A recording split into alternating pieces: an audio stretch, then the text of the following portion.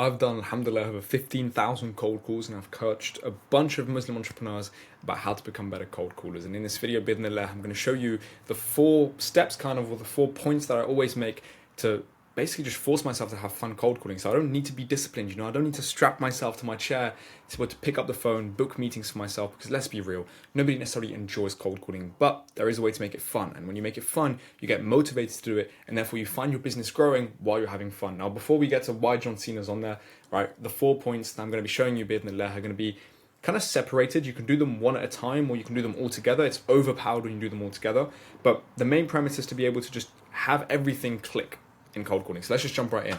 The first thing that I used to always do was race to the nose. Now, it's what I call race to the nose, and I want a blank sheet at the end of the day. So this was my cold calling sheet back when I was in February doing some sort of cold calling for some of my clients, just to show them how to do it themselves, right? And as you can see here, I have a lot of leads.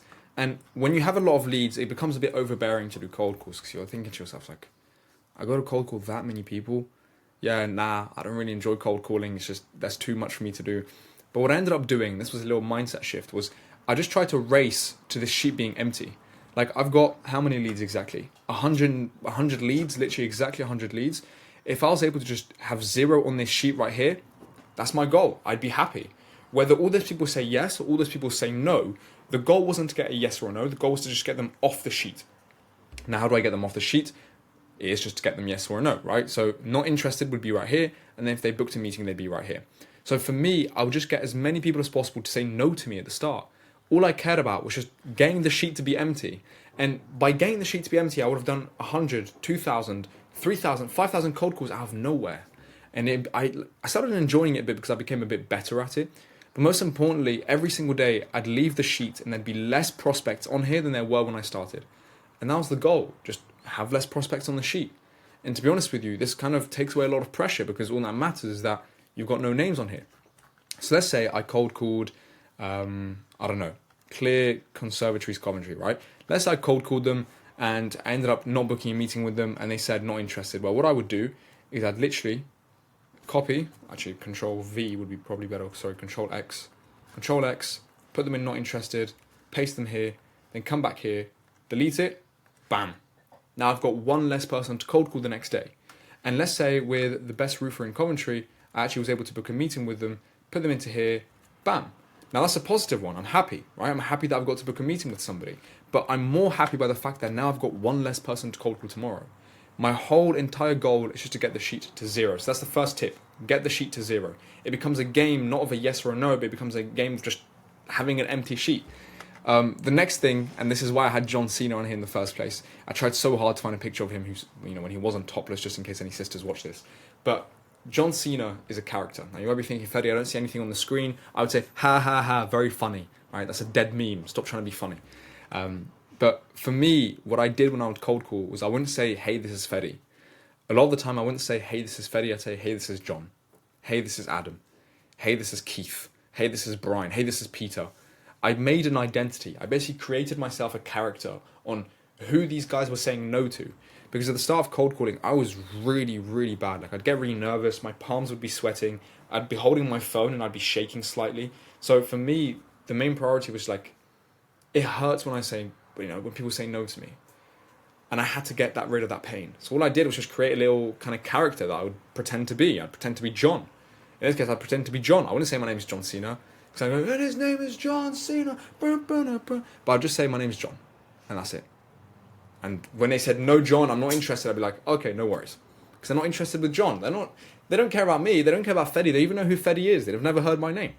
They're not interested in John. So this kind of emotionally disconnects you from the cold call. Not only do you find yourself being a lot more effective in the cold call, but I just prefer it. Now, I'm probably going to have somebody in the comment section go, Fedi, wallahi, this is probably haram. I cannot believe you're doing this.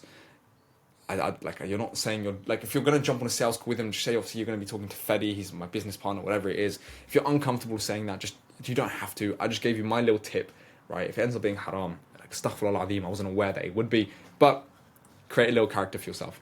Now, the other thing is to test like a mad scientist. This was a metric sheet, right? This is me tracking everything back in 2023 when I was cold calling Canada. So this is my updated sheet that I had. And what I ended up doing was I basically looked at this data and I'd make my decisions based on this data. Now, My appointment booking rate is 2%. 2% is good. So I'm not going to change anything in my script.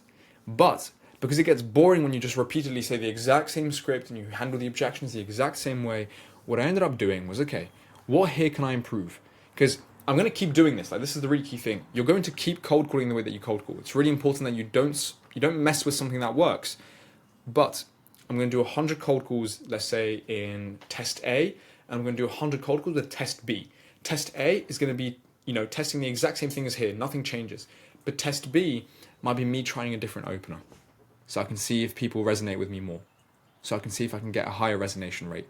And by the way, when people resonate with you, that's just them saying, yeah, I'm open to you helping me solve the problem. Okay? So then I'd want to see, okay, with people resonating, how many people am I able to pitch? Am I able to get past the gatekeeper? Or am I able to handle their initial objections of not interested? So this is me testing, this is my testing ground. I became like a mad scientist being like, I'm going to try this opener today, I'm going to try that opener tomorrow, etc., etc. Now, is this completely smart to do? No. But like I said, you're going to maintain the same cold calling structure that you did before. So you're not going to change this one. You're going to keep doing this one, except you're going to do better than it, or you're going to try and do better than it the next day when you do another 100 cold calls. So you're going to have something that works, that can predictably book your meetings, and something that you test out that could be crazy. It could be like, I've heard people go openers, would you kill yourself? Would you jump out of a window if I told you this was a cold call? Now, I would never open a cold call like that, but some people do. So you might find it useful to try out these little openers to see if you can pitch more people. But at the end of the day, the really important thing is that this is the metric we're optimizing for. How many appointments can we book? So if everything else is like 1%, like 3%, 5%, if this is 2% or 1% or 3%, then we're not changing anything, because this is what we care about, right? We care about booking meetings. So last but not least, when it comes to this, is it becomes a lot more fun when you remove your emotions from cold calling and you just kind of focus on chasing data. So at this point, all I cared about was, how can I get more data? How can I just get, and this is the thing I tell all my students, 1,000 cold calls. How can I get 1,000 cold calls for me to be able to at least understand, is this working or not working? Because after 1,000 cold calls, I'm going to have so much data. I'm going to have so many people telling me what they liked, what they didn't like. I'm going to have so many people saying not interested, and I would have found a way to overcome it. Like, I'll figure a lot of things out after 1,000 cold calls. That becomes your goal. So to reiterate the main points, your goal is to get a clear sheet, and your goal is to have 0 on the sheet, and at the same time trying to get 1,000 cold calls. The second thing, if you're uncomfortable with this, that's absolutely fine. But I'm just telling you what I did. Create a little avatar, create a little character that you're going to be when you're cold calling. This might help you sound more confident, right? When I imagine myself as John, I imagine myself as a proper businessman. I'd hold my phone, I'd be like, hey Samantha, yeah, do you mind passing me to Peter, please? He should know why I'm calling him. Yep, no worries. Okay, well, I'll call him back in an hour, let me know if he's in the office. Like, I just sound a lot more serious, whereas Fedi, who's a little nervous wreck, and he's just started his agency like 6 months ago and he's still scared, it's not going to help, is it? So the next thing to do is to test like a mad scientist, try out a bunch of different things to see what can help you improve these metrics themselves, and obviously make the decisions based on the metrics after doing 1,000 or so cold calls. So I know I've showed you all these two sheets that you might think would be useful for you to track the data and track your leads. I've created a little, it's completely free by the way, don't worry, but I've created a little guide on how to use these two and how these are going to help you become like a little better cold caller. So if you want to get access to these sheets completely for free and the trainings that come with them to show you how to use them, then just there's a link at the top of the description, so you can click it there. And bidnillah, I'll see you soon. Assalamu alaikum wa rahmatullahi wa barakatuh.